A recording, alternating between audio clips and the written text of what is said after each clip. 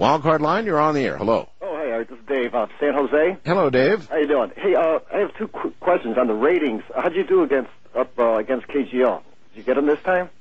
We came extremely close. We, of course, in fact, I gave the ratings the other night. Yeah, I missed it. For San Francisco, and we took a gigantic jump. Yeah. So we didn't beat them this time, but then again, we only had 2 months out of the 3-month survey. Yeah, you used to beat them all the time when you were on before, so that's a no-brainer. So come springtime, yeah. we'd be knocking on their door with numbers. Well, congratulations on all those other ratings. I saw a couple of them. They're huge. Yes. Hey, you were mentioning, I think last week or the week before, you had a series of nightmares, one after another or something. Oh, it was unrelenting. I've never had anything like that in my whole life. What were the themes of those, by the way? You never described it. No, they were horrible. I would rather not, actually. Maybe I will. I said I was so disturbed by them at the time, right, I remember, that I said I was going to do a whole show on nightmares, and I probably will. Mm-hmm. But they were horrible. So no theme or subject you can give us? Like planetary stuff, let's say, or future stuff? No, it was personal stuff. Oh, okay. All right, then. It was horrible. Okay. All right? All right, sir. All right, thank you. East of the Rockies, you're on the air. Yes, hi, Art. Hi, this is Atheist Bill from West Hartford, Connecticut. I told you before, Bill, don't bill yourself as an atheist, because, Bill, I don't care. Oh, well, the reason I'm doing it is because of your guest today. Well, yeah, but you always do it. I'm telling you, stop it. Okay, I will. I promise. Okay, stop. Just say this is Bill. You're an atheist. I don't care. I'm an agnostic, and you shouldn't care. Okay. You know, everybody to their own. Because your guest was an atheist before he had the near-death experience, that's why I mentioned it. I see. Now, unfortunately, I fell asleep during the first hour and a half of the interview, so I only heard the last half hour. So I missed the best part of it. I wanted to ask you something. Now, someone like myself, I have two good questions. Someone like myself who isn't, just to use the word one more time because it's part of the sentence. Of all the people that should have been listening. Yes.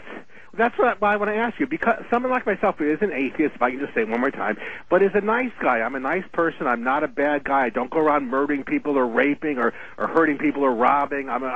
Bill? People know. I'm saying Bill? Bill, yes. You're going straight to hell without passing go. What would he actually have said? Would he say? Well, he probably wouldn't have said that. I'm saying it. Well, what would he was? Did you ask him, or I wish you had asked him, people who are non-believers, but are nice, decent people, loving, caring people, that just don't believe that there is a God or a devil, for that matter, or a heaven or a hell, would they end up in hell? Well, they'll get their ears ripped off and stuff like that, Bill. So, I mean, nobody is perfect. You know, there was only the one perfect one, right? And then, so nobody else is perfect, and if I guess you don't believe at all and just think it's all a bunch of hooey, then it seems to me you're ear fodder. And too bad you don't know what that is, because you weren't listening. West of the Rockies, you're on the air. Hey, Art, how you doing? I'm okay, sir. This is Andrew in Phoenix. Yes, sir. Another one of those death dreams. Suicide, though. You dreamed I killed myself in my dreams. You killed yourself? Shot myself in the head. Holy smokes. 2 weeks ago, I remember this dream. I never remember my dream. And then after the moment of the well, it was weird because you know how the trigger gets pulled, and then what? Well, you know how you're in first person and then you're in third person? Yes. I was standing behind myself and I watched the whole thing happen. Wow. It was wild. And I woke up and I was like, wow. You're not supposed to die in your dreams. That really is wild. I thought I was supposed to be dead.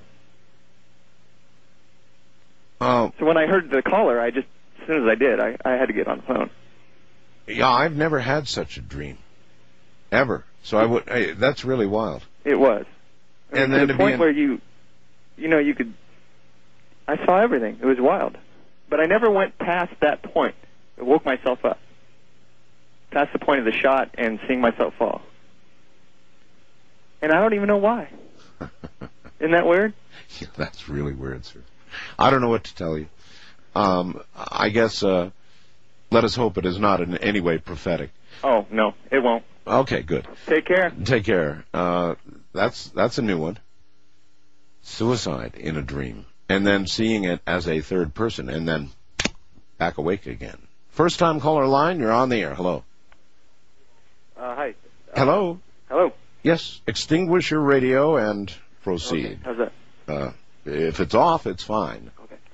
I was calling about an experience I had, and I wanted to talk about how it related to your guest. Sure. I was, about 10 years ago, I was 19 years old. I was... You must be 29. Actually, it was about 10 years ago. I'm 27. Oh, okay. We were, my friends and I were messing around with a Ouija board because my friend's house was, people had seen, a ghost. And we had a pretty negative experience with that.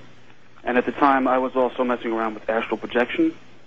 And what happened was, it's a very difficult thing to talk about because it's kind of... Well, what happened? Just tell me. Kind of went into this, one of the times when I tried to astral project, the way I did it was that before I would go to sleep, I would kind of ask for help from, benevolent beings to help me do it. Benevolent beings? Nobody in particular, just No, benevolent just beings. someone who would, kind of help me through it. Yes?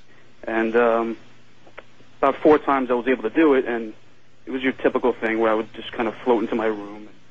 Furniture would be out of place, and there'd be sun coming through my window, even though it was in the middle of the night. Uh-huh. And about the 5th time I tried to do it, it kind of was happening the same way. I'd wake up and be paralyzed, and instead of just lifting out of my body, what happened was I kind of shifted into this dream state where I was sitting in a room, like a small room with a door on each wall, and I was sitting at a desk in the corner of the room, doing something, whatever it was. And I heard knocking on the door to my left, and the knocking was banging, banging harder and harder, and I was ignoring it. It was kind of annoying me. yes, And it's annoying me. I'm doing it. Sorry. Turned into kicking, so I whipped open the door, and something kind of flew into the room, and I kind of woke up in my bed, and I was still paralyzed, and it was as if I was kind of fighting something. Yeah. You see, now, all the OBE experts that I have on say, that can't happen. You don't have negative NDEs. There's no way to have a negative NDE. They say if anything negative happens that scares you or startles you, you immediately return to your body. But you're telling me you didn't do that. Well, I did, but I didn't have control over my body. But not immediately, and there was a negative thing that happened to you, right? Right. And what happened was I kind of, not that I lost faith, but I was raised Catholic, and I kind of fell away from that, got into more New Age thought, but I still had a crucifix sitting above my bed, like on the wall. And I kind of looked up at the wall and saw that there, and I didn't know what else to do because I was struggling with this, trying to kind of push it out of me. I couldn't do it. Right. So I kind of just asked for help. And as soon as I did that, I was back in that dream state in the room. It flew out of me out the door. I kind of willed the door to turn into a steel door with the bolts around it. And That's good. And then I woke up and I was like sweating. I was terrified. Yep. And so I take it, since that time, you probably haven't really endeavored to call for this again, have you? That was the last time I messed around. That was the last time? But You see, my point was... Yeah, well, your point is well taken, sir. In other words, not always are these experiences positive. And that's what I hear from people. It's just that from the NDE experts, I hear, no, that's not the way it happens. It's all wonderful stuff when you leave your body. Well, the point I was trying to get to, though, was that when people say that they have a different experience, people's experiences are different. Yes. But there are some little similarities. Yes. That the way I look at it is the images that you see and the way that you recall it in your memory is probably just something you construct to kind of put a physical aspect to it so that you can talk about it. Well, that's the only reference we have, isn't it?